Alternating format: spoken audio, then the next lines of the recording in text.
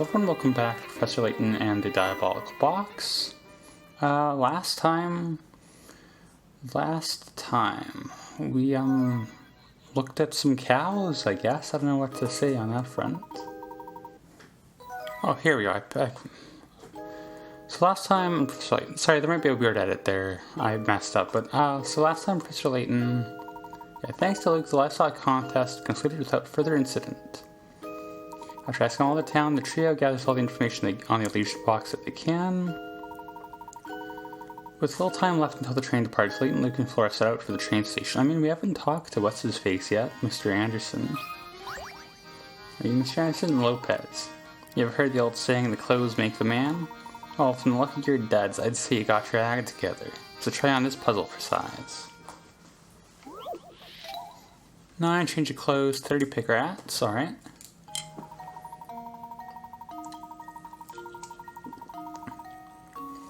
Men A, B, and C, unfortunate names for them, each started off with pants and shirts of a single color. A wore red, B wore blue, and C wore white. And they were blindfolded and swapped items of clothing. After they took off their blindfolds, here's what they said. No one's shirt and pants match. It looks like C is the only one of us who didn't keep any of his original clothes. C, I don't know if I like these red pants. And change their clothing by tapping on them and assemble the current outfits using the clothes given. So you've got red, and so then either you have white and B still has blue, or the other way around. We'll start like this as an assumption. C didn't keep any of his original clothing. That forces C to be like this, right? Doesn't that solve it? Because no one's shirt and pants match. C is the only person who didn't keep any of their original clothing, and C is red pants. Is that not just the answer right there? To test my theory. Perfect, alright. And there we have it. Next done. You know, C's the only one not wearing something from his original outfit, meaning he's not wearing anything white. He also knows he has red pants, so shirt must be blue, since A and B are each wearing pants or a shirt of their own. You can deduce that A's in dressed in a red shirt and B in blue pants, so that's all I have to do is place your remaining white items in the right places and your puzzle is solved. Yeah, I mean, that's what we did here. Nothing tackier than when your shirt and pants don't match. That's fashion rule number 1. Rule number 2, no one can pull off sequins. But with that sweet suit of yours, you're gold. No swanky nightclub will turn you away. I guarantee it. That is actually foreshadowing, believe it or not. I think. Is there anything else to do here, though? Like the cow balloons. You're just gonna say this. Yeah, I'm pretty much the slickest dresser in all of Dropstone. See, it's that? No one else can pull off a look this edgy. That's a real edgy hat. Also, edgy doesn't seem like the kind of word that would fit the tone of this game, but whatever. I guess we never did manage to meet Mr. Anderson, did we? Yes, what a pity. I had a feeling he'd provide us with a lead on the illusion box. Hey there, fellows. We've never met before, have we? Who are you? I heard you shouting out Mr. Anderson. Thought to myself, hey, I can help. Here, I'll point him out. Is it a puzzle, or are you just... Oh, right. Great, who's Mr. Anderson? 25 pick rats. I just saw Mr. Anderson around here a minute ago. He shouldn't be too hard to spot with that beard and hat. I'm pretty sure everyone here has a beard and hat, right? Yeah, he's a real gentleman. Well, not everyone, but that narrows it down to like these 5, I think. He's a real gentleman. Always like spiffy with that, with his cane and dapper little bow tie. Oh, and he doesn't wear glasses, in case you're wondering. Look, there he is now. So, cane and bow tie. Oh, is it, this guy, like, if you look at him, he's got a beard. He doesn't have a hat, but I think the joke is that it's flying away. He's got a cane, he has a bow tie, and he doesn't appear to be wearing glasses, so... let's try that. Let's see. Could be the guy facing the other direction. It is not. And there we have it. And there we have it. Good eye. Looks like the wind tried to carry off Mr. Anderson's hat. Perfect. Good day, sir. Might you be Mr. Anderson? Right into it. The one and only, my friend. And whom do I have the pleasure to be speaking with? The name is Layton. My friends and I have come to this fine town in search of the Elysian box. I thought a man of influence such as yourself might be able to offer us some direction. The Elysian box, you say? Why would you want to go chasing after a thing like that? So you're familiar with it then? Familiar? No, but I do believe my dear mother once searched after the very box you speak of. I mean, you're familiar with it in the sense that you know of it. Interesting. Please elaborate. Oh, well, my birth mother died when I was very young. The mother I speak of is actually my mother-in-law, Sophia. She founded this village way back when. A kinder soul I never met. Sharp, too. I married into her family, but she treated me like her own flesh and blood. Seeing how I never knew my own mother, I suppose it would be fair to call Sophia my real mother. Even after my wife passed on, Sophia continued to treat me as one of her own. Mother Sophia looked high and low for that box, but she never did find what she was looking for. So she made efforts of her own to search for it. Fascinating. Tell me, where might Sophia be now? Is she dead as well? She left us last year. In her last days, she spent a lot of time holed up in her room writing. Sadly, I never found out why she was so intent on getting her hands on that box. We will find that out eventually. I see. I'm sorry for your loss. Thank you. Well, my mother may have had knowledge of the subject, but she's gone now. Now you know as much as I do. I regret that I couldn't be more help to you, sir. Not at all, Mr. Anderson. I've learned a great deal from our conversation. You have my thanks. Oh, one thing you go before, Mr. Layton. One thing before you go. Did I say that right? Please take a look around you. These picturesque hills, this happy people, Dropstone has been blessed with so much. Sophia turned this place from nothing into a village full of warmth and camaraderie. Dropstone mustn't ever be allowed to wither and fade like so many other villages. After all, too many sacrifices were made to make this place what it is. Okay, well that's sadder than... This turn is a lot sadder than I thought it would be, but... forgive my ramblings. Once I start talking, sometimes I have trouble stopping. Enjoy your time in Dropstone and be well. Good day. Yeah, I can see I kind of toned down the voice as it got a little more intense emotionally there, but... well, I guess that's another dead-end lead. Well, I wouldn't say that, Luke. It appears this village is inextricably linked with the Elysian box. I also find Mr. Anderson's choice of words interesting. What do you suppose he meant by sacrifices? Looks like our mystery only leads to more mysteries.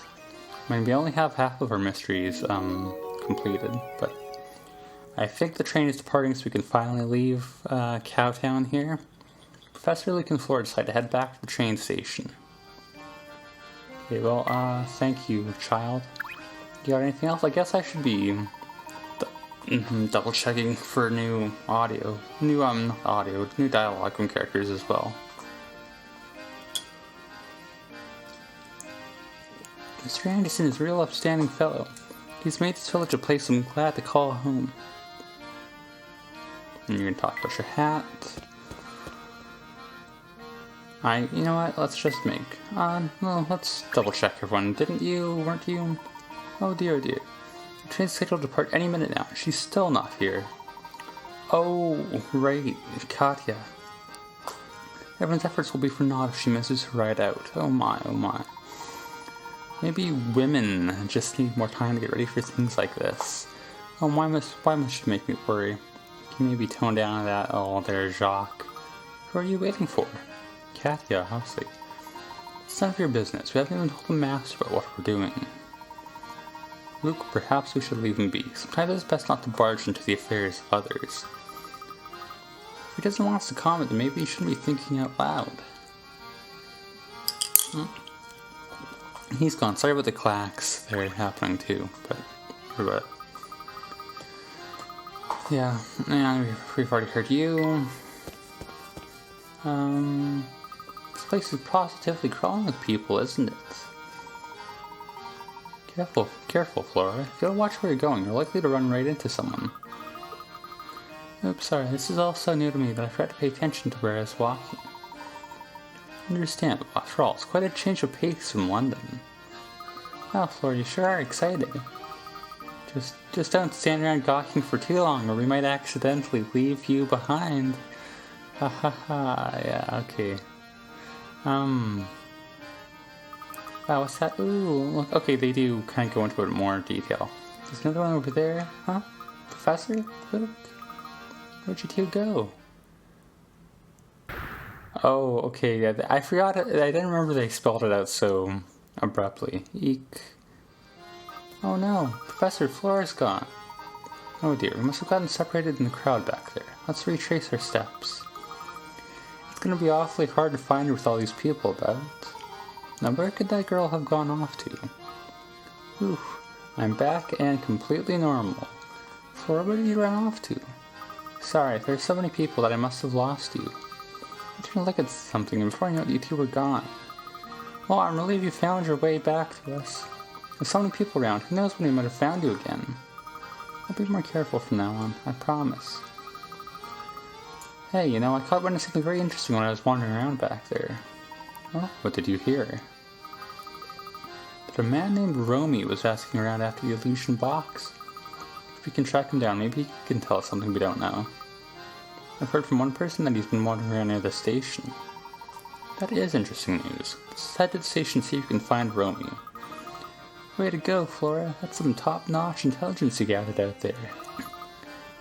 Oh, it was nothing. It's kind of weird how she's back and completely unharmed after having that whole weird cutscene. That's strange. I'm sure that won't come up again. Professor, Luke, and Flora decide to look for Romy and talk with him. Who are you? Oh, Lulu. Gosh, I can't decide. Hi there, do you need something or something? I'm currently in search of an item known as the illusion box. Does that name ring any bells? Illusion box? Nope, never heard of it. But I do know a great puzzle about a box. Check it out. 46, odd shape out, 20 picker rats. Oh, okay. You have a box as shown below. Using the white cubes as standard units. The box is 2 cubes wide by 3 cubes long by 2 cubes tall. 2 white cubes are currently attached to the floor of the box. Now, of the 4 shapes A through D, shown below, 3 of them can be placed together in the box to fill to the top with no gaps. Find the shape that doesn't fit into the box using the conditions described above and circle the corresponding letter.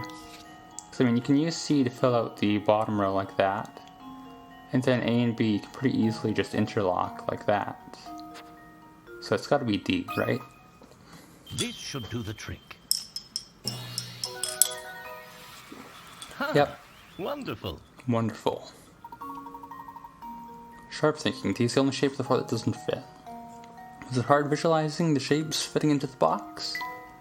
Not really. I'm gonna be honest. Holy moly, it must be some kind of puzzle of genius. Right, what do you want to know again? I was wondering if you might know anything about the illusion box. Let's see. Nope, got no clue at all. If I were you, I'd try asking someone else. I see. Oh, thank you for your time. This way is back to the... That is nice, showing you, where you want to be going. But there's someone here, too? Madeline. This whole festival is being put on by the Andersons, the wealthiest family in the village. As you're new here, let me dish for a moment. Have you seen their place at the North End in town? It just turns your eyes green with envy, Well, Mr. Anderson has a young daughter who's going to become quite a beautiful young lady. Yes, her name is Katya. She's the unusual combination of beautiful and sweet. Okay. So I hear she's very respectful toward her father, unlike most youngsters. Except the fact that she's running away. But I mean, that's probably, justified? Oh, kids these days. The only thing they love more than sassing their parents are those oversized pants. I don't know what that means, but sure. I'm sorry, I do believe I've gone on a rant. Do you need something from me? Actually, yes. Tell me, madame, have you ever heard of a rare antique known as the Elysian Box? It's no name to me, Can't help you at all, so will you leave me alone now? Oh, but you know. You did just remind me of a gem of a puzzle I know that concerns a box. 40 tile box, 30 pick rats. Oh, okay. This is a net puzzle. The two boxes shown from below are actually the same box shown from two different angles. Using the visible faces, reassemble the pattern of the box by placing the tiles into the unfolded view of the box. Don't forget, each tile needs to go in the correct square facing the correct direction. It's kind of hard to explain how this one works, but you just gotta visualize. No, that's, think about where everything is going to end up. So that's the lower picture, right? Not quite. There we go. And then this one is going to be like this.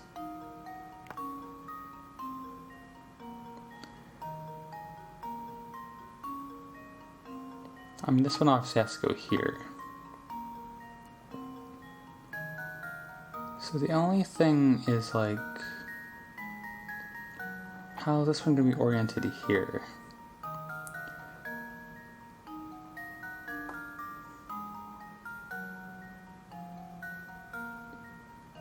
Because I guess it's the thing that's bothering me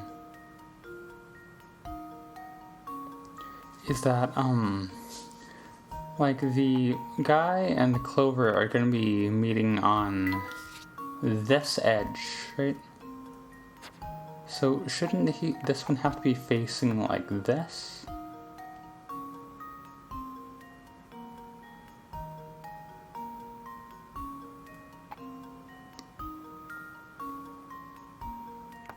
Let's restart here.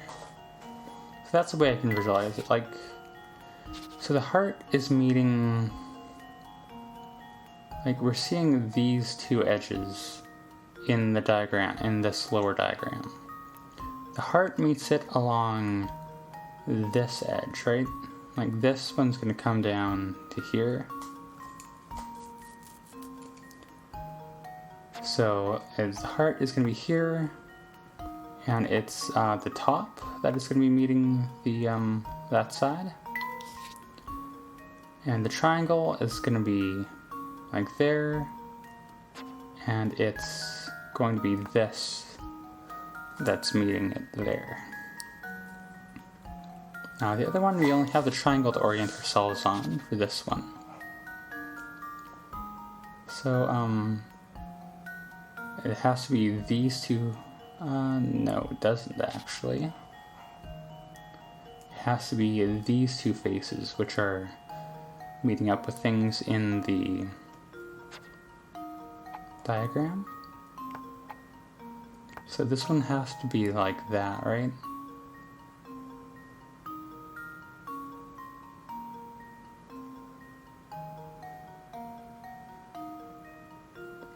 Oh, I think that one's there and this one's here.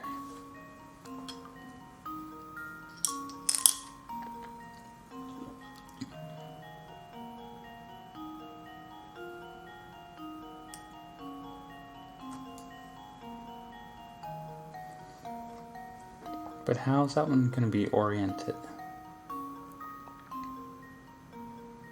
And that is the right orientation. Is this not correct?